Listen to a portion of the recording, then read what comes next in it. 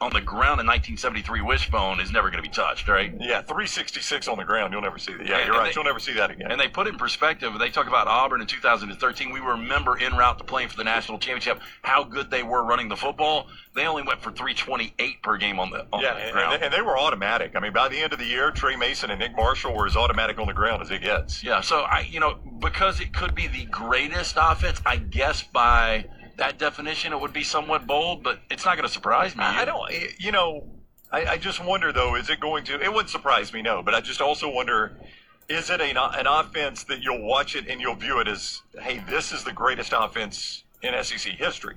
Or in hindsight, might you look at it and say, well, yardage-wise, it ended up being the greatest. I don't know. Because when you watched that Werfel offense, you knew that offense was unstoppable. Oh, unstoppable.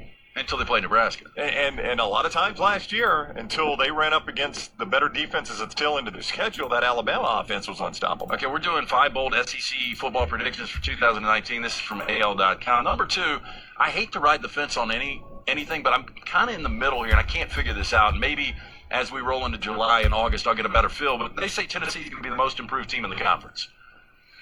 So Tennessee